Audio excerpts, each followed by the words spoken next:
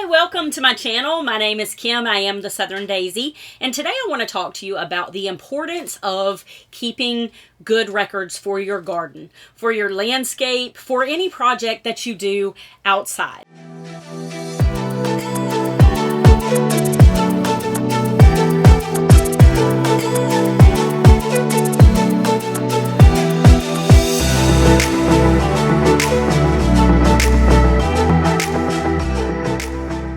Today I want to focus specifically on a garden journal. This is mine. I started this journal back in 2001. I listed and labeled all of the things that I planted, and I find that going back and revisiting all of the things that I have done over the course of the years has been something that I have enjoyed greatly. It also has shown me the trend for the last frost dates here in North Carolina. The last frost date is April 15th. And so, sometimes we have frost up until that point. Other times we really start getting warm in March.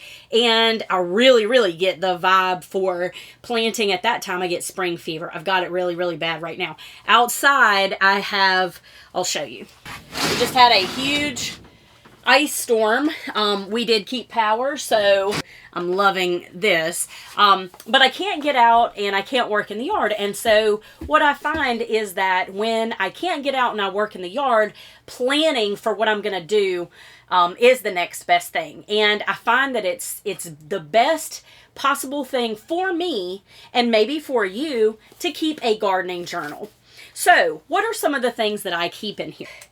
I keep detailed records of what the temperature is. I keep detailed records of what it's like outside. I also talk about how I am, like little memories of in the garden or in the landscape. If there's a new variety of a plant that I have seen that I really want to try, I also jot that down. I do put notes in here about the varieties that I'm trying. I also talk about starting my seeds. This is the first page. And I don't know if you can see that or not, but I talked about the seeds that I planted on February 24th. And it's crazy. I then go back and I talk about all of the things that did well, all of the things that didn't do well. And I have continued that year after year. So something else I keep in the back of my garden journal are my plant tags.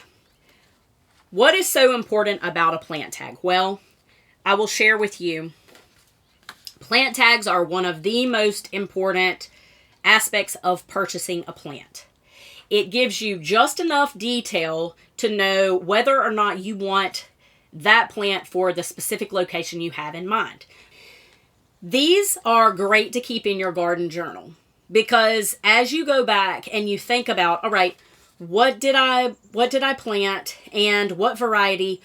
What spacing did it need? Did I mess that up? Did I get that right? And then you go back in your journal and you note that. You keep good records of what you planted, where you planted it, and the year so that you can keep up with how it did, what maybe you want to do for the future. It is so much fun in the wintertime to go back and relive your past planting experiences. The other most important part of my garden journal is I lay out my garden. Every single year I lay out my garden. Keep my receipts if I buy something at Lowe's because Lowe's gives you a 1-year guarantee on any plant to live. Now, if I killed it, I don't take it back because that's on me. I don't feel like that's honest. But if something happened to the plant and it didn't live, for whatever reason, I will take it back other than if it's my fault. Last year, before my crazy bunny experience, I didn't know I had a bunny in the garden. I didn't know that the bunnies could get through the holes in my garden fence. And so I planted this gorgeous fall garden. I had never planted a fall garden before. I just generally let my garden rest. But last year I was so excited about it. And so I made a diagram of what I planted. I planted broccolini, cabbage, snap peas, Swiss chard, chives, cabbage, cauliflower, radishes, carrots, onions, spinach, black-seeded Simpson lettuce, romaine lettuce, and Brussels sprouts, which I do not eat. And I was so excited about this fall garden, had really focused on it, done a lot of work to the garden.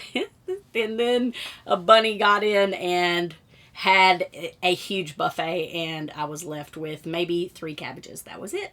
So I've just left it alone for the winter, and I'm going to try it again next year. I'm redoing my fencing and my garden layout, so it's all good. It's all good. But anyway, this is where I had made a diagram of my garden.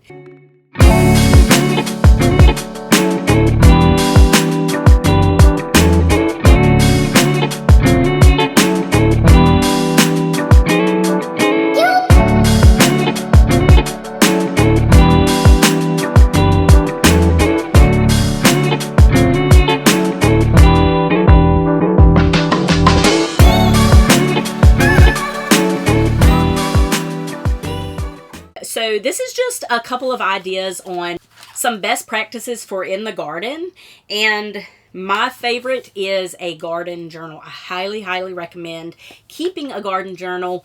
Keep your plant tags. Keep good notes. If you have good notes, you have great success. Thank you so much for following along with me on this video. I hope you'll subscribe to my channel where I'm going to post more content like this. Take care, everybody.